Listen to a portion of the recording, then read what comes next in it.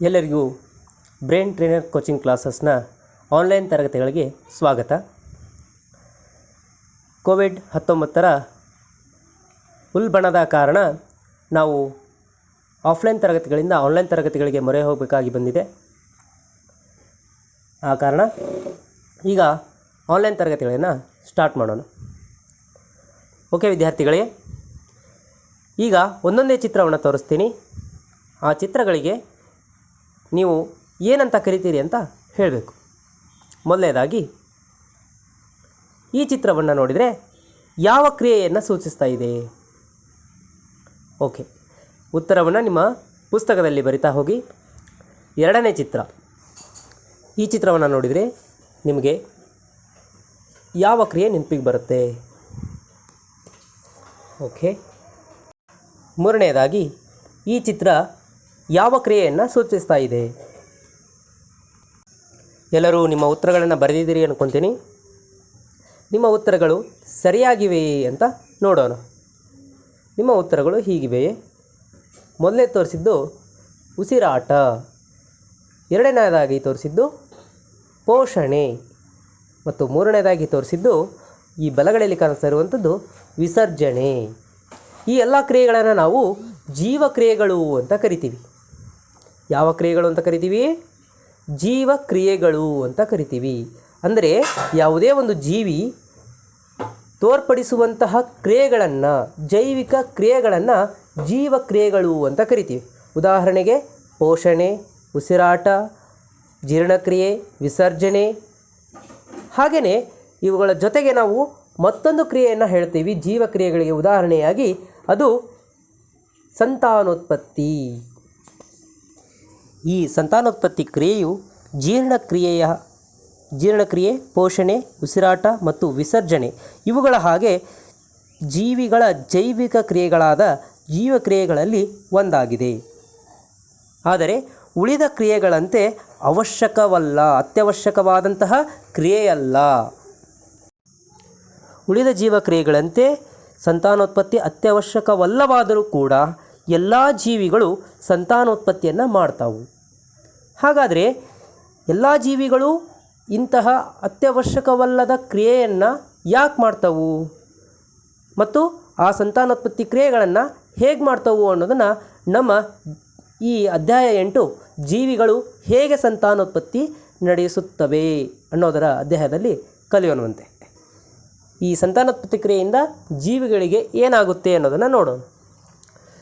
ಜೀವನ ನಿರ್ವಹಣೆಗೆ ಸಂತಾನೋತ್ಪತ್ತಿ ಅಗತ್ಯವಿಲ್ಲ, ಬದಲಾಗಿ ನಿರಂತರ ಸಂತಾನೋತ್ಪತ್ತಿಯಿಂದ ಶಕ್ತಿಯ ನಷ್ಟವಾಗುತ್ತದೆ.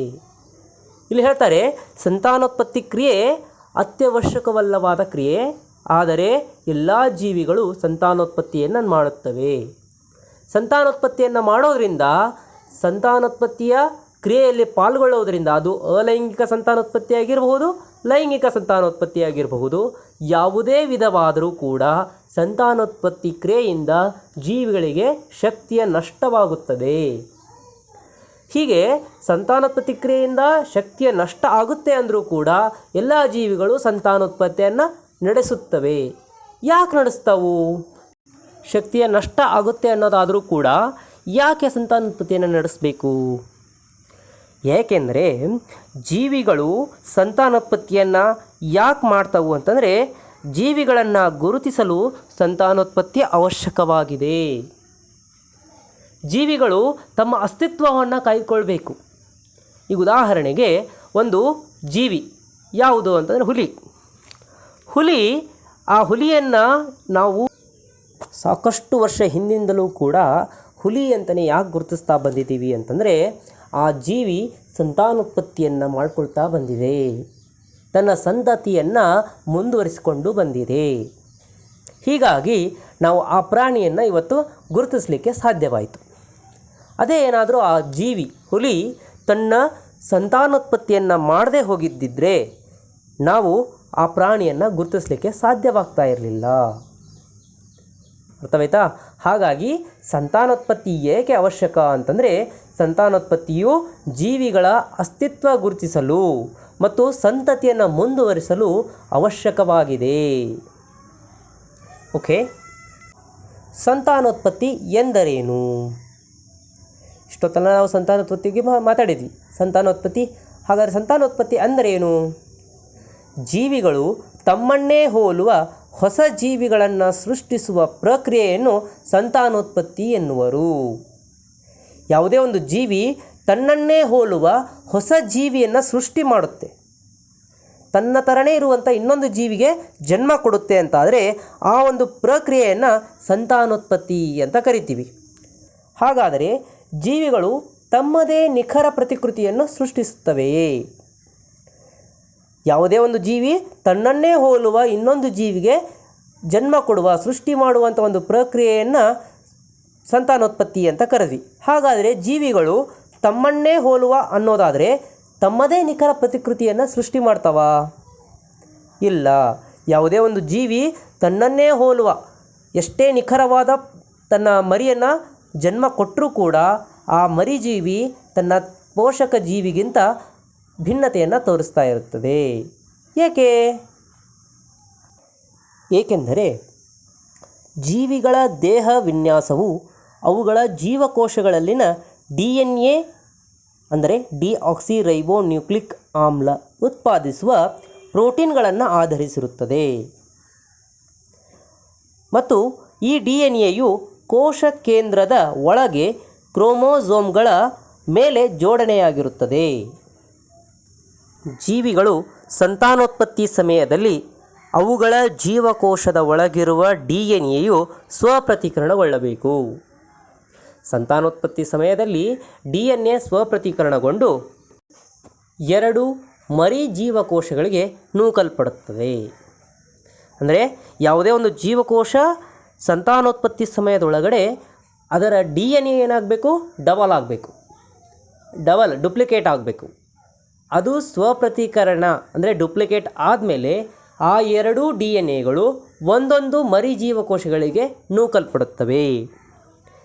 ಹೀಗೆ ಯಾವುದೇ ಜೀವಿಯು DNA ಸ್ವಪ್ರತೀಕರಣ ಸಮಯದಲ್ಲಿ ಎಷ್ಟೇ ನಿಖರವಾಗಿ ಸ್ವಪ್ರತೀಕರಣ ಅಂದರೆ ಡುಪ್ಲಿಕೇಟ್ ಆದರೂ ಕೂಡ ಭಿನ್ನತೆ ಹೊಂದಿರುತ್ತದೆ. ಸ್ವಲ್ಪವೇ ಇಲ್ಲ ಸ್ವಲ್ಪ ಆದರೂ ಕೂಡ ಭಿನ್ನತೆ ಹೊಂದಿರುತ್ತದೆ. ಹೀಗೆ ಪೋಷಕ ಜೀವಿಗಿಂತ ಭಿನ್ನತೆ ಹೊಂದಿದ DNAಯನ್ನು ಮರಿ ಜೀವಕೋಶಗಳು ಪಡೆಯುವುದರಿಂದ ಆ DNAಗಳು ಉತ್ಪಾದಿಸುವ, ನಾನು ಈಗ ಮುಂಚೆ ಹೇಳಿದೆ, DNA ಪ್ರೋಟೀನ್ಗಳನ್ನು ಉತ್ಪಾದನೆ ಮಾಡುತ್ತೆ. ಆ ಪ್ರೋಟೀನ್ಗಳು ದೇಹ ವಿನ್ಯಾಸವನ್ನು ನಿರ್ಧಾರ ಮಾಡುತ್ತವೆ ಅಂಥೇಳಿ. ಹಾಗಾಗಿ ಆ DNAಗಳು ಉತ್ಪಾದಿಸುವ ಪ್ರೋಟೀನ್ಗಳು ಬದಲಾಗ್ತವೆ. DNAದಲ್ಲಿ ಸ್ವಲ್ಪ ಬದಲಾವಣೆ ಆಗಿರೋದ್ರಿಂದ DNAಗಳು ಉತ್ಪಾದನೆ ಮಾಡುವ ಪ್ರೋಟೀನ್ಗಳು ಕೂಡ ಬದಲಾಗ್ತವೆ.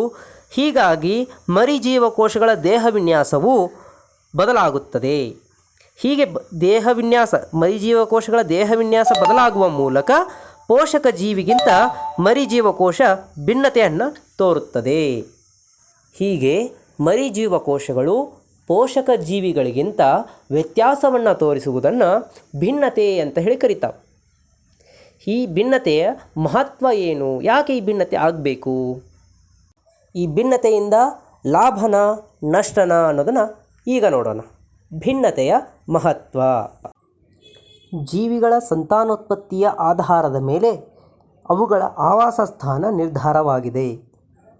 ಅಂದರೆ ಜೀವಿಗಳು ಯಾವ ರೀತಿ ಸಂತಾನೋತ್ಪತ್ತಿ ಮಾಡ್ತವು, ಅವುಗಳ ಜೀವನ ಶೈಲಿ, ಇವುಗಳ ಆಧಾರದ ಮೇಲೆ ಅವುಗಳ ಆವಾಸ ಸ್ಥಾನ ಏನಾಗಿರ್ತೈತಿ ನಿರ್ಧಾರ ಆಗಿರ್ತೈತಿ. ಮತ್ತು ಸಂತಾನೋತ್ಪತ್ತಿ ಸಮಯದಲ್ಲಿನ DNA ಸ್ವಪ್ರತೀಕರಣವು ದೇಹದ ವಿನ್ಯಾಸ ಲಕ್ಷಣಗಳನ್ನು ನಿರ್ವಹಿಸುವಲ್ಲಿ ಮುಖ್ಯ ಪಾತ್ರ ವಹಿಸುತ್ತದೆ. ಹೀಗೆ ಜೀವಿಗಳು ಅವುಗಳು ವಾಸಿಸುವಂಥ ಅವುಗಳ ಆವಾಸ ಸ್ಥಾನಗಳು ಬದಲಾದ ಸಂದರ್ಭದಲ್ಲಿ ಹೊಸ ಆವಾಸ ಸ್ಥಾನಕ್ಕೆ ಹೊಂದಿಕೊಳ್ಳಲು ಸಹಾಯಕವಾಗುತ್ತದೆ. ಈ ಸಂತಾನೋತ್ಪತ್ತಿ ಸಮಯದಲ್ಲಿ ಉಂಟಾದಂಥ ಭಿನ್ನತೆ ಏನಾಗ್ತೈತಿ, ಅವುಗಳ ಆವಾಸ ಸ್ಥಾನಗಳು ಏನಾದರೂ ಆಕಸ್ಮಿಕವಾಗಿ ಯಾವುದೋ ಒಂದು ಕಾರಣದಿಂದ ಆವಾಸ ಸ್ಥಾನದಲ್ಲಿ ತಾಪದಲ್ಲಿಯೇ ಏರಿಕೆ ಆಗಿರಬಹುದು, ತಾಪದಲ್ಲಿ ಇಳಿಕೆ ಆಗಿರಬಹುದು, ಅಥವಾ ಅವುಗಳ ವಾತಾವರಣ ಪರಿಸರ ಏನಾದರೂ ಬದಲಾದರೆ ಸಂತಾನೋತ್ಪತ್ತಿ ಸಮಯದಲ್ಲಿ ಉಂಟಾದ ಬದಲಾವಣೆಗಳು ಏನಾದರೂ ಆ ಒಂದು ಬದಲಾವಣೆಗಳಿಗೆ ಪರಿಸರದಲ್ಲಿ ಉಂಟಾದ ಬದಲಾವಣೆಗಳಿಗೆ ಅನುಕೂಲಕರವಾಗಿದ್ದರೆ ಅವುಗಳು ಹೊಂದಿಕೊಂಡು ಜೀವನ ನಡೆಸ್ತವೆ. ಅಕಸ್ಮಾತ್ ಭಿನ್ನತೆ ಆಗದೆ ತಾಯಿಯಂತೆಯೇ ಆ ಮರಿ ಜೀವಕೋಶಗಳು ಇದ್ದರೆ ಪರಿಸರದಲ್ಲಿ ಉಂಟಾದ ಬದಲಾವಣೆಗಳಿಗೆ ಹೊಂದಿಕೊಳ್ಳಲು ಆಗದೆ ಆ ಪ್ರಾಣಿಗಳು ನಶಿಸಿ ಹೋಗಬಹುದು. ಹಾಗಾಗಿ ಇದನ್ನೇ ಏನು ಹೇಳ್ತಾರೆ, ಸಮುದಾಯ ನಶಿಸಿ ಹೋಗಬಹುದು. ಯಾವ ಕಾರಣಕ್ಕೆ? ಪರಿಸರದಲ್ಲಿ ಉಂಟಾದಂತಹ ಬದಲಾವಣೆಗಳಿಗೆ ಹೊಂದಿಕೊಳ್ಳಲಿಕ್ಕೆ ಆಗದೆ. ಸಂತಾನೋತ್ಪತ್ತಿಯಲ್ಲಿ ಸಮಯದಲ್ಲಿ ಏನಾದರೂ ಬದಲಾವಣೆಗಳು ಉಂಟಾದರೆ ಆ ಬದಲಾವಣೆಗಳು ಪರಿಸರದಲ್ಲಿ ಉಂಟಾದಂಥ ಬದಲಾವಣೆಗಳಿಗೆ ಹೊಂದಿಕೊಳ್ಳಲಿಕ್ಕೆ ಅನುಕೂಲಕರವಾಗಿದ್ದರೆ ಆಗ ಆ ಜೀವಿಗಳು ಮುಂದೆ ತನ್ನ ಸಂತತಿಯನ್ನು ಬೆಳೆಸ್ಕೊಂಡು ಹೋಗ್ತವೆ, ಸಮುದಾಯವನ್ನು ಮುಂದುವರಿಸಿಕೊಂಡು ಹೋಗ್ತವೆ. ಇಲ್ಲದೆ ಹೋದರೆ ಆ ಜೀವಿಗಳ ಸಮುದಾಯ ನಶಿಸಿ ಹೋಗಬಹುದು, ನಶಿಸಿ ಹೋಗ್ತದೆ. ಪ್ರಭೇದಗಳ ರೂಪಾಂತರವಾಗಬಹುದು. ಅಂದರೆ ಯಾವುದೇ ಒಂದು ಜೀವಿಯ ಪ್ರಭೇದ ಒಂದು ಆವಾಸ ಸ್ಥಾನಕ್ಕೆ ಹೊಂದಿಕೊಂಡಿರುತ್ತದೆ. ಆ ಒಂದು ಆವಾಸ ಸ್ಥಾನದಲ್ಲಿನ ಸನ್ನಿವೇಶಗಳು, ಪರಿಸರದ ವಾತಾವರಣದಲ್ಲಿ ಏನಾದರೂ ಹೆಚ್ಚು ಕಡಿಮೆ ಆದರೆ, ಸಾಕಷ್ಟು ಭಿನ್ನತೆಯನ್ನು ಹೊಂದಿದರೆ ಉಂಟಾಗುವಂತಹ ಸಂತಾನೋತ್ಪತ್ತಿಯ ಮರಿಗಳು, ಸಂತಾನೋತ್ಪತ್ತಿ ಸಮಯದಲ್ಲಿ ಉಂಟಾದ ಮರಿಗಳೇನಾದರೂ ಈ ಸಡನ್ ಚೇಂಜ್ ಆದಂತಹ ಪರಿಸರಕ್ಕೆ ಹೊಂದಿಕೊಳ್ಳುವಂತಿದ್ದರೆ ಆ ಒಂದು ಮರಿಗಳ ಪ್ರಭೇದ ಏನಾಗ್ತದೆ, ರೂಪಾಂತರ ಆಗಿರಬೇಕು. ಅವುಗಳಲ್ಲಿನ DNA ಸಾಕಷ್ಟು ಭಿನ್ನತೆಯನ್ನು ಹೊಂದಿರಬೇಕು. ಆವಾಗ ಮಾತ್ರ ಆ ಒಂದು ಜೀವಿ ಪ್ರಭೇದ ಆ ಒಂದು ಸ್ಥಳದಲ್ಲಿ ಬದುಕಲಿಕ್ಕೆ ಸಾಧ್ಯ. ಹಾಗಾಗಿ ತಾಯಿ ಅಥವಾ ಪೋಷಕ ಜೀವಿಯ ಪ್ರಭೇದಕ್ಕಿಂತ ಸಾಕಷ್ಟು ಭಿನ್ನತೆಯನ್ನು ಹೊಂದಿದ ಮರಿ ಜೀವಕೋಶಗಳು ಅವುಗಳ ಸಂತಾನೋತ್ಪತ್ತಿ ಮುಂದುವರಿಯೋದ್ರಿಂದ ಇಲ್ಲಿ ಏನಾಗ್ತೈತಿ, ಪ್ರಭೇದಗಳ ರೂಪಾಂತರವಾಗಲಿಕ್ಕೆ ಸಾಧ್ಯ. ಅದು ಯಾವಾಗ ಸಾಧ್ಯ ಅಂತಂದರೆ ಈ ರೀತಿ ಭಿನ್ನತೆಗಳು ಉಂಟಾದರೆ ಮಾತ್ರ ಸಾಧ್ಯವಾಗ್ತದೆ. ಇನ್ನು ನೆಕ್ಸ್ಟು, ಸಂತಾನೋತ್ಪತ್ತಿಯಲ್ಲಿ ಎಷ್ಟು ವಿಧಗಳಿವೆ? ಸಂತಾನೋತ್ಪತ್ತಿಯ ವಿಧಾನಗಳು. ಸಂತಾನೋತ್ಪತ್ತಿ ಕ್ರಿಯೆಯಲ್ಲಿ ಪಾಲ್ಗೊಳ್ಳುವಂತಹ ಜೀವಿಗಳು, ಒಂದು ಜೀವಿ ಪಾಲ್ಗೊಳ್ಳುವುದೋ ಅಥವಾ ಎರಡು ಜೀವಿಗಳು ಪಾಲ್ಗೊಳ್ಳುವವೋ ಅನ್ನೋದರ ಆಧಾರದ ಮೇಲೆ ಎರಡು ವಿಧಗಳಿವೆ. ಅವುಗಳೆಂದರೆ ಅಲೈಂಗಿಕ ಸಂತಾನೋತ್ಪತ್ತಿ ಮತ್ತು ಲೈಂಗಿಕ ಸಂತಾನೋತ್ಪತ್ತಿ. ಹಾಗಾದರೆ ಮೊದಲನೇದಾಗಿ ಅಲೈಂಗಿಕ ಸಂತಾನೋತ್ಪತ್ತಿ ಎಂದರೇನು? ಅಲೈಂಗಿಕ ಸಂತಾನೋತ್ಪತ್ತಿ ಎಂದರೆ ಈ ರೀತಿಯ ಸಂತಾನೋತ್ಪತ್ತಿಯು ಒಂದೇ ಪೋಷಕ ಜೀವಿಯಿಂದ ನಡೆಯುವ ಸಂತಾನೋತ್ಪತ್ತಿಯಾಗಿದೆ. ಅಂದರೆ ಯಾವ ಒಂದು ಸಂತಾನೋತ್ಪತ್ತಿಯ ಕ್ರಿಯೆಯಲ್ಲಿ ಕೇವಲ ಒಂದೇ ಒಂದು ಪೋಷಕ ಜೀವಿ ಮರಿಗಳಿಗೆ ಜನ್ಮ ಕೊಡಲಿಕ್ಕೆ ಸಾಧ್ಯವಾಗುತ್ತದೆಯೋ ಅಂತಹ ಒಂದು ಸಂತಾನೋತ್ಪತ್ತಿಯ ವಿಧಾನವನ್ನು ಅಲೈಂಗಿಕ ಸಂತಾನೋತ್ಪತ್ತಿ ಅಂತ ಕರಿತೀವಿ.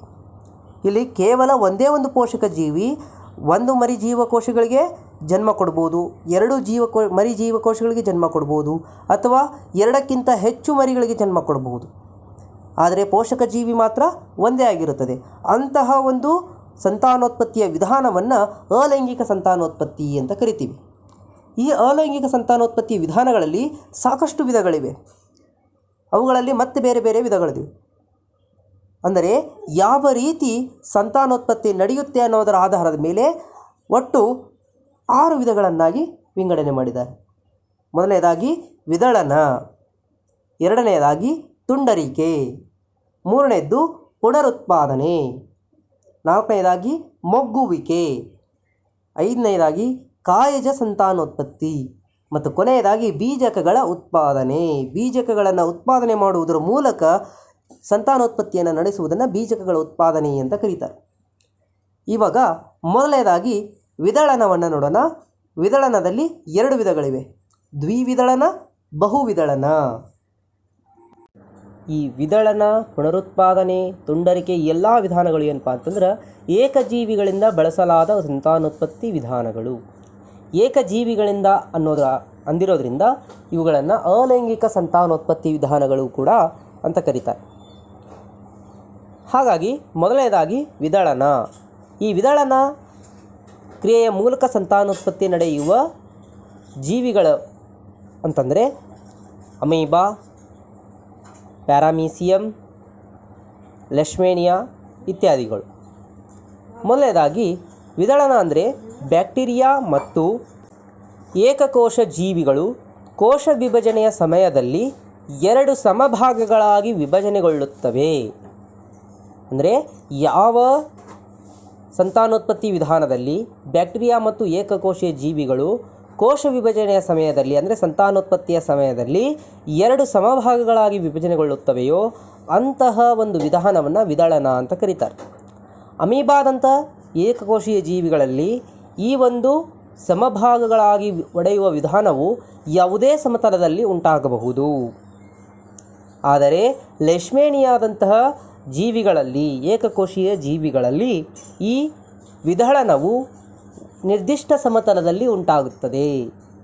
ಹೀಗೆ ಒಂದು ನಿರ್ದಿಷ್ಟ ಸಮತಲದಲ್ಲಿ ಅಥವಾ ಯಾವುದೇ ಒಂದು ಅನಿರ್ದಿಷ್ಟ ಸಮತಲದಲ್ಲಿ ಎರಡು ಸಮಭಾಗಗಳಾಗಿ ಉಂಟಾಗುವಂತಹ ಜೀವಿಗಳನ್ನು, ಒಂದು ಜೀವಿಯಿಂದ ಎರಡು ಸಮಭಾಗಗಳಾಗಿ ಒಡೆದು ಎರಡು ಮರಿ ಜೀವಕೋಶಗಳು ಉಂಟಾಗುವ ವಿಧಾನವನ್ನು ವಿದಳನ ಅಂತ ಕರೀತಾರೆ. ಈ ವಿದಳನ ವಿಧಾನದಲ್ಲಿಯೇ ಈ ಜೀವಿಗಳೆಲ್ಲ ಒಂದು ಜೀವಕೋಶದಿಂದ, ಒಂದು ಪೋಷಕ ಜೀವಿ ಎರಡು ಮರಿ ಜೀವಕೋಶಗಳಿಗೆ ಜನ್ಮ ನೀಡಿರೋದ್ರಿಂದ ಇದನ್ನು ನಾವು ದ್ವಿವಿದಳನ ಅಂತ ಕರಿತೀವಿ. ದ್ವಿವಿದಳನದಿಂದ ಸಂತಾನೋತ್ಪತ್ತಿ ನಡೆಸುವಂತಹ ಜೀವಿಗಳಿಗೆ ಉದಾಹರಣೆ ಅಂತಂದರೆ ಅಮೀಬಾ ಮತ್ತು ಲೆಶ್ಮೇನಿಯಾ. ಈ ಲೆಶ್ಮೇನಿಯಾ ಏನಪ್ಪ ಅಂತಂದ್ರೆ ಕಾಲಾ ಅಜಾರ್ ರೋಗಕ್ಕೆ ಕಾರಣವಾಗುವಂಥ ಜೀವಿಯಾಗಿದೆ. ಲೆಶ್ಮೇನಿಯಾದಿಂದ ಕಾಲಾ ಅಜಾರ್ ಅನ್ನುವಂಥ ರೋಗ ಉಂಟಾಗ್ತದೆ. ಮತ್ತು ಮಲೇರಿಯಾ ರೋಗದ ಪರೋಪಜೀವಿ ಅಂದರೆ ಮಲೇರಿಯಾ ರೋಗವನ್ನು ಉಂಟು ಮಾಡುವಂತಹ ಪರೋಪಜೀವಿಯಾದ ಪ್ಲಾಸ್ಮೋಡಿಯಂನಂತಹ ಏಕಕೋಶೀಯ ಜೀವಿಗಳು ಬಹುವಿದಳನದಿಂದ ಒಂದೇ ಬಾರಿಗೆ ಅನೇಕ ಮರಿ ಜೀವಕೋಶಗಳಿಗೆ ಜನ್ಮ ನೀಡುತ್ತವೆ. ಅಂದರೆ ಪ್ಲಾಸ್ಮೋಡಿಯಾ ಅಂತಂದರೆ ಇದು ಒಂದು ಏಕಕೋಶೀಯ ಜೀವಿ. ಇದರಿಂದ ಮನುಷ್ಯರಲ್ಲಿ ಮಲೇರಿಯಾ ಎಂಬ ರೋಗ ಉಂಟಾಗ್ತದೆ.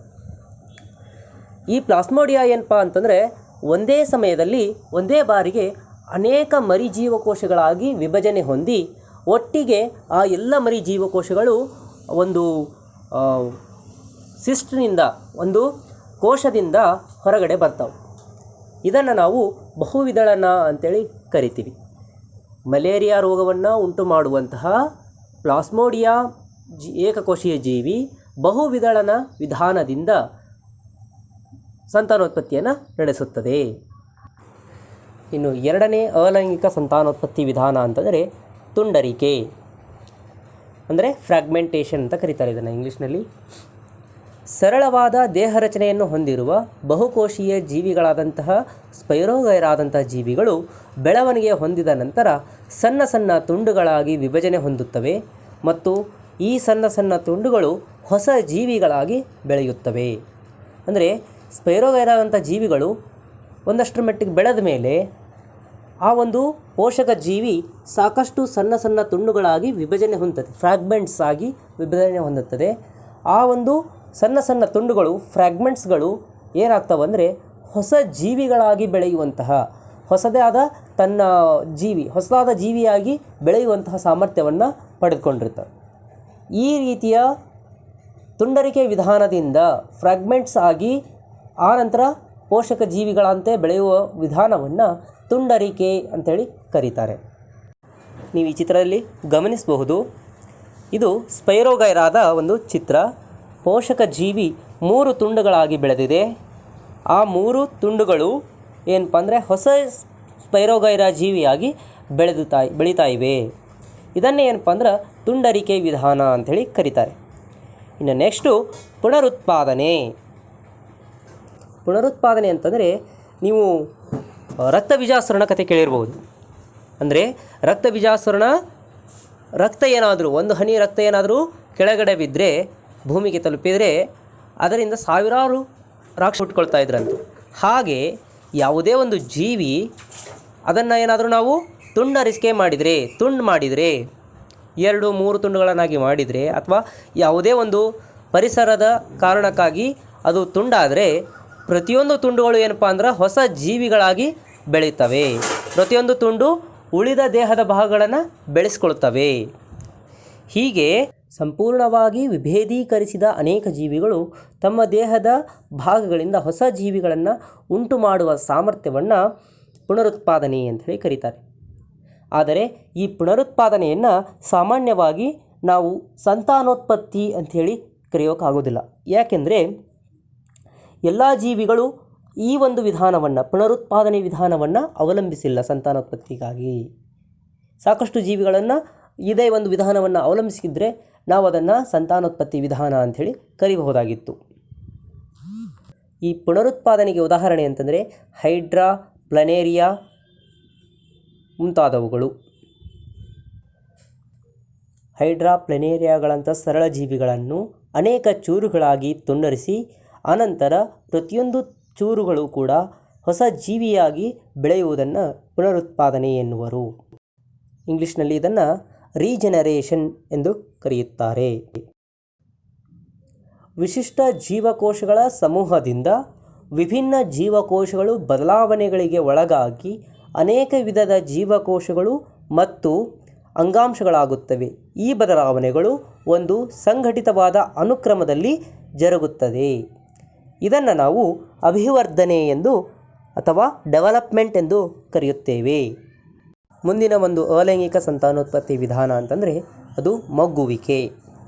ಹೈಡ್ರಾ ಮತ್ತು ಈಸ್ಟ್ಗಳಂಥ ಜೀವಿಗಳಲ್ಲಿ ನಿರ್ದಿಷ್ಟ ಭಾಗದಲ್ಲಿ ಪುನರಾವರ್ತಿತ ಕೋಶ ವಿಭಜನೆಯಿಂದ ಅಂದರೆ ರಿಪೀಟೆಡ್ಲಿ ಮೇಲಿಂದ ಮೇಲೆ ಕೋಶ ವಿಭಜನೆ ಆಗಿ ಒಂದು ಮೊಗ್ಗು ಬಾಹ್ಯವಾಗಿ ಬೆಳೆಯುತ್ತದೆ. ಈ ಮೊಗ್ಗುಗಳು ಸಣ್ಣ ಜೀವಿಗಳಾಗಿ ಬೆಳೆಯುತ್ತವೆ. ಪೂರ್ಣ ಬೆಳೆದ ನಂತರ ಸಂಪೂರ್ಣವಾಗಿ ಎಲ್ಲ ದೇಹದ ಅಂಗಾಂಶಗಳನ್ನು ಬೆಳೆಸಿಕೊಂಡ ನಂತರ ಮಾತೃದೇಹದಿಂದ ಬೇರ್ಪಟ್ಟು ಸ್ವತಂತ್ರವಾಗಿ ಹೊಸ ಜೀವಿಯಾಗಿ ಬೆಳೆಯುತ್ತವೆ. ಇಂತಹ ಒಂದು ವಿಧಾನವನ್ನು ಮೊಗ್ಗುವಿಕೆ ಎನ್ನುವರು. ಸಾಮಾನ್ಯವಾಗಿ ನಾವು ಸಸ್ಯಗಳಲ್ಲಿ ನೋಡುವ ಹಾಗೆ ಮೊಗ್ಗುಗಳು ಯಾವ ರೀತಿ ಬೆಳೀತಾವಲ್ಲ ಅದೇ ರೀತಿಯಾಗಿ ಹೈಡ್ರಾ ಮತ್ತು ಈಸ್ಟ್ಗಳಂಥ ಜೀವಿಗಳಲ್ಲಿ ಅವುಗಳ ದೇಹದ ಮೇಲೆ ಒಂದು ಚಿಕ್ಕನೆಯ ಮೊಗ್ಗಿನ ರೀತಿ ಒಂದು ಚಿಕ್ಕ ಜೀವಿ ಬೆಳೀತಾ ಹೋಗ್ತದೆ. ಕ್ರಮೇಣ ಅದು ಎಲ್ಲ ದೇಹದ ಅಂಗಗಳನ್ನು ಬೆಳೆಸಿಕೊಂಡ ನಂತರ ಮಾತೃಜೀವಕೋಶದಿಂದ ಅದು ಬೇರ್ಪಟ್ಟು ಸ್ವತಂತ್ರವಾಗಿ ಹೊಸ ಜೀವಿಯಾಗಿ ಬೆಳೆಯುತ್ತದೆ. ಇದನ್ನು ನಾವು ಮೊಗ್ಗುವಿಕೆ ಅಂತ ಹೇಳಿ ಕರಿತೀವಿ. ಈಸ್ಟ್ ಸಣ್ಣ ಮಗುಗಳನ್ನು ಉಂಟು ಮಾಡುತ್ತವೆ. ಅವು ತಾಯಿ ದೇಹದಿಂದ ಬೇರೆಯಾಗಿ ಹೊಸ ಜೀವಿಗಳಾಗಿ ಬೆಳೆಯುತ್ತವೆ. ನಾನಾಗಲೇ ಹೇಳಿದಾಗ ಹೈಡ್ರಾ ಹೇಗೆ ಹೇಳಿದಿಲ್ಲ ಅದೇ ರೀತಿ ಈಸ್ಟ್ಗಳು ಕೂಡ ತಮ್ಮ ದೇಹದ ಮೇಲೆ ಸಣ್ಣ ಜೀವಿಗಳನ್ನು ಬೆಳೆಸ್ಕೊಳ್ತಾವು. ಆ ಒಂದು ಸಣ್ಣ ಜೀವಿ ಸಂಪೂರ್ಣವಾಗಿ ಬೆಳೆದ ನಂತರ ತಾಯಿ ದೇಹದಿಂದ ಬೇರ್ಪಟ್ಟು ಸ್ವತಂತ್ರವಾಗಿ ಬೆಳೆಯುತ್ತದೆ. ಈ ವಿಧಾನವನ್ನು ಮೊಗ್ಗುವಿಕೆ ಅಂತ ಹೇಳಿ ಕರಿತೀವಿ. ಇನ್ನು ಕೆಲವು ಜೀವಿಗಳು ಕಾಯಜ ಸಂತಾನೋತ್ಪತ್ತಿ ಅನ್ನೋ ವಿಧಾನವನ್ನು ಅವಲಂಬಿಸಿರ್ತವೆ. ಸಾಮಾನ್ಯವಾಗಿ ಸಸ್ಯಗಳು ಈ ಕಾಯಜ ಸಂತಾನೋತ್ಪತ್ತಿ ವಿಧಾನದಿಂದ ಸಂತಾನೋತ್ಪತ್ತಿಯನ್ನು ನಡೆಸ್ತವು. ನೀವು ಈ ಕಾಯಜ ಸಂತಾನೋತ್ಪತ್ತಿ ವಿಧಾನದಿಂದ ಸಾಕಷ್ಟು ಹೂವಿನ ಗಿಡಗಳನ್ನು ಬೆಳೆಸಿರ್ತೀರಿ. ಉದಾಹರಣೆಗೆ ದಾಸವಾಳ ಹೂವು, ಮಲ್ಲಿಗೆ ಹೂವು, ಈ ಎಲ್ಲ ಸಸ್ಯಗಳನ್ನು ನೀವು ಅವುಗಳ ಬೇರುಗಳನ್ನು ಅಥವಾ ಅವುಗಳ ಕಾಂಡಗಳನ್ನು ಕಟ್ ಮಾಡ್ಕೊಂಡ್ಬಂದು ಬೆಳೆಸಿರ್ತೀರಿ ಅಲ್ವಾ.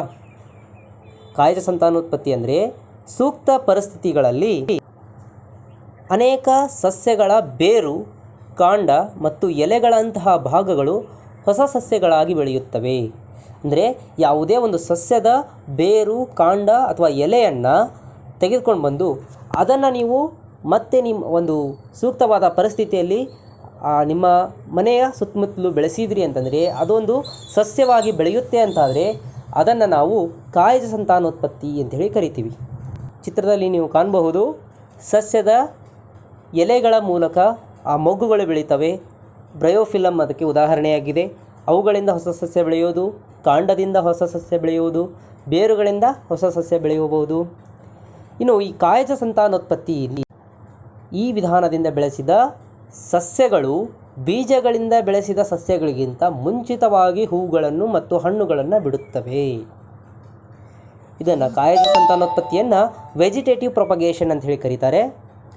ಈ ವೆಜಿಟೇಟಿವ್ ಪ್ರೊಪಗೇಷನ್ನಿಂದ ಬೆಳೆಸಿದ ಸಸ್ಯಗಳು ಬೀಜಗಳಿಂದ ಬೆಳೆಸಿದ ಸಸ್ಯಗಳಿಗಿಂತ ಮುಂಚಿತವಾಗಿ ಹೂವು ಮತ್ತು ಹಣ್ಣುಗಳನ್ನು ಬಿಡುತ್ತವೆ. ಅಂದರೆ ಅವುಗಳು ಫಾಸ್ಟ್ ಗ್ರೋಯಿಂಗ್ ಆಗಿರುತ್ತವೆ, ತುಂಬ ವೇಗವಾಗಿ ಬೆಳೆಯುತ್ತವೆ ಅನ್ನಂತೆ. ಇವುಗಳ ಉದಾಹರಣೆ ಅಂತಂದರೆ ಬಾಳೆ, ಕಿತ್ತಲೆ, ಗುಲಾಬಿ ಮತ್ತು ಮಲ್ಲಿಗೆಗಳಂತಹ, ಇಲ್ಲಿ ಹೇಳಿದರೆ ನೋಡ್ರಿ ಮಲ್ಲಿಗೆ, ದಾಸವಾಳ ಇಂತಹವುಗಳು ಬೀಜಗಳನ್ನು ಉತ್ಪತ್ತಿ ಮಾಡುವ ಸಾಮರ್ಥ್ಯವನ್ನು ಕಳೆದುಕೊಂಡಿರ್ತಾವೆ. ಬೀಜಗಳನ್ನು ಬೆಳೆಸೋಂಗಿಲ್ಲ, ದಾಸವಾಳದ ಬೀಜಗಳನ್ನು ನೋಡೇ ಇಲ್ಲ ನಾವು. ಅಂತಹ ಒಂದು ಸಮಯದಲ್ಲಿ ಸಸ್ಯಗಳು ಈ ವಿಧಾನಗಳನ್ನು ಸಂತಾನೋತ್ಪತ್ತಿಗಾಗಿ ಅವಲಂಬಿಸಿರುತ್ತವೆ. ಈ ಚಿತ್ರದಲ್ಲಿ ಕಾಣೋದು ಬ್ರಯೋಫಿಲಮ್. ಅಂದರೆ ಸಸ್ಯದ ಎಲೆಗಳಲ್ಲಿ, ಬ್ರಯೋಫಿಲಮ್ ಸಸ್ಯದಲ್ಲಿ ಎಲೆಗಳ ಮೇಲೆ ಅವುಗಳ ತುದಿಯಲ್ಲಿ ಕೆಲವು ಮೊಗ್ಗುಗಳು ಹುಟ್ಟಿಕೊಳ್ಳುತ್ತವೆ. ಆ ಮೊಗ್ಗುಗಳು ಏನಪ್ಪ ಅಂತಂದರೆ ಸಂತಾನೋತ್ಪತ್ತಿಯನ್ನು ನಡೆಸುವ ಸಾಮರ್ಥ್ಯವನ್ನು ಪಡೆದುಕೊಂಡಿರ್ತವೆ, ಹೊಸ ಜೀವಿಯಾಗಿ ಬೆಳೆಯುವ ಸಾಮರ್ಥ್ಯವನ್ನು ಪಡೆದಿರ್ತವೆ. ಇಲ್ಲಿ ಎಲೆಯಿಂದ ಆ ಎಲೆಯನ್ನು ನಾವು ಭೂಮಿಯಲ್ಲಿ ಹೂಳೋದ್ರಿಂದ ಅದು ಹೊಸ ಸಸ್ಯವಾಗಿ ಬೆಳೆಯುತ್ತದೆ. ಆದ್ದರಿಂದ ಇದನ್ನು ನಾವು ಕಾಯಜ ಸಂತಾನೋತ್ಪತ್ತಿ ಅಂತೇಳಿ ಕರಿತೀವಿ. ಎಲ್ಲ ಸಸ್ಯಗಳು ಅನುವಂಶೀಯವಾಗಿ ಪೋಷಕ ಸಸ್ಯವನ್ನು ಬಹುಮಟ್ಟಿಗೆ ಹೋಲುತ್ತವೆ. ಈ ರೀತಿ ಬೆಳೆಸಿದಾಗ ಎಲ್ಲ ಸಸ್ಯಗಳು ಅನುವಂಶೀಯವಾಗಿ ಪೋಷಕ ಸಸ್ಯವನ್ನು ಹೋಲ್ತಾ ಇರ್ತವೆ. ಇನ್ನು ನೆಕ್ಸ್ಟು, ಬ್ರಯೋಫಿಲಮ್ನ ಎಲೆಯ ಅಂಚಿನ ಉದ್ದಕ್ಕೂ ಇರುವ ಕುಳಿಗಳಲ್ಲಿ ಮೊಗ್ಗುಗಳು ಉತ್ಪತ್ತಿಯಾಗುತ್ತವೆ ಮತ್ತು ಈ ಕುಳಿಗಳಲ್ಲಿ ಉಂಟಾದ ಮೊಗ್ಗುಗಳು ಹೊಸ ಸಸ್ಯಗಳಾಗಿ ಬೆಳೆಯುವ ಸಾಮರ್ಥ್ಯವನ್ನು ಪಡೆದುಕೊಂಡಿರುತ್ತವೆ. ಇನ್ನು ಕೊನೆಯದಾಗಿ ಬೀಜಕಗಳ ಉತ್ಪಾದನೆಯ ಮೂಲಕ ಸಂತಾನೋತ್ಪತ್ತಿ ನಡೆಸುವುದು. ನೀವು ಸಾಮಾನ್ಯವಾಗಿ ಮನೆಗಳಲ್ಲಿ ಗಮನಿಸಿರಬಹುದು, ಬ್ರೆಡ್ಡನ್ನು ಸಾಕಷ್ಟು ದಿನಗಳ ಕಾಲ ಹಾಗೆ ಇಟ್ಟಾಗ ಅಥವಾ ತೇವಾಂಶ ಭರಿತ ಪ್ರದೇಶದಲ್ಲಿಟ್ಟಾಗ ಅದರ ಮೇಲೆ ಒಂದು ಜೀವಿ ಬೆಳೆದಿರ್ತದೆ. ಬೂಸ್ಟ್ ಅಂತೇಳಿ ಕರಿತೀರಿ ಅದನ್ನು ಬ್ರೆಡ್ ಮೋಲ್ಡ್ ಅಂತ ಕರೀತಾರೆ. ವೈಜ್ಞಾನಿಕವಾಗಿ ಬ್ರೆಡ್ ಮೋಲ್ಡ್ ಅಂತ ಕರೀತಾರೆ. ಆ ಒಂದು ಬ್ರೆಡ್ ಮೋಲ್ಡ್ ಅಂದರೆ ಅದರಲ್ಲಿರುವಂಥ ಜೀವಿ ರೈಜೋಪಸ್ನ ಹೈಫೆಗಳು. ಅದು ಅಷ್ಟೊಂದು ವಿಸ್ತಾರವಾಗಿ ಕಾಣೋದು ಏನಂತಂದರೆ ರೈಜೋಪಸ್ ಅನ್ನೋ ಜೀವಿಯ ಹೈಫೆಗಳು. ಹಾಗಾದರೆ ಹೈಫೆ ಅಂತಂದರೆ ಏನು? ಹೈಫೆ ಅಂತಂದರೆ ಆ ಒಂದು ಜೀವಿಯ ವಿಸ್ತಾರವಾದ ದೇಹ ಅಂದಂತೆ. ಸಾಮಾನ್ಯವಾಗಿ ಈ ಒಂದು ಜೀವಿಗಳ ಹೈಫೆಗಳು ಸಂತಾನೋತ್ಪತ್ತಿ ನಡೆಸುವ ಭಾಗಗಳಾಗಿರುವುದಿಲ್ಲ. ಬದಲಾಗಿ ಆ ಒಂದು ದಾರದ ರಚನೆಯಂತೆ ಇರುವಂತಹ ಆ ಜೀವಿ ಏನಿರುತ್ತಲ್ಲ, ಹೈಫೆ ಏನಿರುತ್ತಲ್ಲ, ಅದರ ಮೇಲಿರುವಂತಹ ಕಡ್ಡಿಯಂತೆ ಇರುವ ರಚನೆಯ ಮೇಲೆ ಇರುವಂತಹ ದುಂಡನೆಯ ರಚನೆಗಳಿರ್ತಾವಲ್ಲ, ಬ್ಲಾಬ್ಗಳು, ಆ ಒಂದು ದುಂಡನೆಯ ರಚನೆಗಳಿಗೆ ಬೀಜಕ ದಾನಿಗಳು ಅಂತ ಕರೀತಾರೆ, ಸ್ಪೊರಾಂಜಿಯಾ ಅಂಥೇಳಿ. ಆ ಬೀಜಕ ದಾನಿಗಳು, ಸ್ಪೊರಾಂಜಿಯಾ ಒಳಗಡೆ ಬೀಜಕಗಳಿರುತ್ತವೆ. ಇವು ಏನಪ್ಪ ಅಂತಂದರೆ ವಿಶಿಷ್ಟ ಜೀವಕೋಶಗಳು. ಬೀಜಕಗಳು ಅಥವಾ ವಿಶಿಷ್ಟ ಜೀವಕೋಶಗಳು ಇವು ಬೀಜಕಗಳನ್ನು ಹೊಂದಿದ್ದು ಅವು ಅಂತಿಮವಾಗಿ ಹೊಸ ರೈಜೋಪಸ್ ಜೀವಿಗಳಾಗಿ ಬೆಳವಣಿಗೆ ಹೊಂದುತ್ತವೆ. ಹಾಗಾಗಿ ಇಲ್ಲಿ ನೋಡ್ರಿ, ರೈಜೋಪಸ್ನಲ್ಲಿ ಬೀಜಕಗಳ ಉತ್ಪಾದನೆ ಅಂತ ತೋರಿಸಿದ್ದಾರೆ. ಅಂದರೆ ಈ ಎಲ್ಲ ದಾರದಂತೆ ಇರುವಂಥ ರಚನೆ, ದೇಹದ ಭಾಗ ಏನಂದರೆ ರೈಜೋಪಸ್ ಜೀವಿ. ಆ ಒಂದು ಕಡ್ಡಿಯ ರಚನೆ ಮೇಲ್ಗಡೆ ಬಂದಿರೋದು ಕಡ್ಡಿಯ ರಚನೆಗಳು, ಅದರ ಮೇಲ್ಗಡೆ ದುಂಡನೆಯ ರಚನೆ ಏನಿದೆಯಲ್ಲ ಇದು ಬೀಜಕ ದಾನಿ, ಸ್ಪೊರಾಂಜಿಯಾ. ಇದರ ಒಳಗಡೆ ಬೀಜಕಗಳು ಉಂಟಾಗ್ತವೆ. ಈ ಬೀಜಕಗಳು ಅಂತಿಮವಾಗಿ ಹೊಸ ರೈಜೋಪಸ್ ಜೀವಿಗಳಾಗಿ ಬೆಳೆಯುವ ಸಾಮರ್ಥ್ಯವನ್ನು ಹೊಂದಿರುತ್ತವೆ. ಹೀಗೆ ಈ ಒಂದು ರೈಜೋಪಸ್ ಜೀವಿ ತನ್ನ ದೇಹ ಹೈಫೆಯ ಮೇಲ್ಗಡೆ ಒಂದು ಕಡ್ಡಿಯ ರಚನೆಗಳಿರ್ತವೆ, ಅವುಗಳ ಮೇಲೆ ಬೀಜಕ ದಾನಿಗಳನ್ನು ಉಂಟು ಮಾಡಿ, ಆ ಬೀಜಕ ದಾನಿಗಳಲ್ಲಿ ಬೀಜಗಳನ್ನು ಉಂಟು ಮಾಡಿ ಆ ಬೀಜಕಗಳು ಹೊಸ ಜೀವಿಗಳಾಗಿ ಬೆಳೆಯುವ ಸಾಮರ್ಥ್ಯವನ್ನು ಗಳಿಸಿರುತ್ತವೆ. ಈ ಮೂಲಕ ಸಂತಾನೋತ್ಪತ್ತಿಯನ್ನು ನಡೆಸುವಂತಹ ವಿಧಾನವನ್ನು ಬೀಜಕಗಳ ಉತ್ಪಾದನೆ ಮುಖಾಂತರ ಸಂತಾನೋತ್ಪತ್ತಿ ಅಂತ ಹೇಳಿ ಕರೀತಾರೆ. ಬೀಜಕಗಳು ದಪ್ಪವಾದ ಭಿತ್ತಿಯಿಂದ ಆವೃತವಾಗಿದ್ದು ಅವು ಇನ್ನೊಂದು ತೇವಾಂಶಯುಕ್ತ ಮೇಲ್ಮೈನ ಸಂಪರ್ಕಕ್ಕೆ ಬಂದಾಗ ಆ ಬೀಜಕಗಳು ಆ ಒಂದು ಜೀವಿಯಿಂದ ಬೇರ್ಪಟ್ಟ ನಂತರ ಯಾವುದೇ ಒಂದು ತೇವಾಂಶ ಭರಿತ ಮೇಲ್ಮೈನ ಸಂಪರ್ಕಕ್ಕೆ ಬರೋವರೆಗೂ ಹಾಗೆ ಇರ್ತವೆ. ಬಂದ ನಂತರ ಬೆಳೆಯಲು ಪ್ರಾರಂಭಿಸುತ್ತವೆ. ಯಾವುದೇ ಒಂದು ತೇವಾಂಶ ಭರಿತ ಪ್ರದೇಶದ ಸಂಪರ್ಕಕ್ಕೆ ಬಂದ ನಂತರ ಆ ಒಂದು ಜೀವಿ ಬೆಳೆಯಲಿಕ್ಕೆ ಪ್ರಾರಂಭಿಸುತ್ತದೆ. ಅಲ್ಲಿವರೆಗೂ ಅದನ್ನು ಆ ಬೀಜಕಗಳ ದಪ್ಪವಾದ ಭಿತ್ತಿ ಏನಿರುತ್ತಲ್ಲ ಅದು ಸಂರಕ್ಷಣೆ ಮಾಡ್ತಾ ಇರುತ್ತೆ. ಇಲ್ಲಿಯವರೆಗೂ ಸಂತಾನೋತ್ಪತ್ತಿಯ ಎಲ್ಲ ವಿಧಗಳಲ್ಲಿ ಹೊಸ ಪೀಳಿಗೆಗಳು ಒಂದೇ ಒಂದು ಜೀವಿಯಿಂದ ಸೃಷ್ಟಿಯಾಗಿರುವುದನ್ನು ನೀವು ನೋಡಿದ್ರಿ. ಇದನ್ನು ಅಲೈಂಗಿಕ ಸಂತಾನೋತ್ಪತ್ತಿ ಅಂಥೇಳಿ ಕರಿತೀವಿ. ಇನ್ನು ಮುಂದಿನ ತರಗತಿಯಲ್ಲಿ ಲೈಂಗಿಕ ಸಂತಾನೋತ್ಪತ್ತಿಯ ಬಗ್ಗೆ ಕಲಿಯೋಣವಂತೆ. ಧನ್ಯವಾದಗಳು.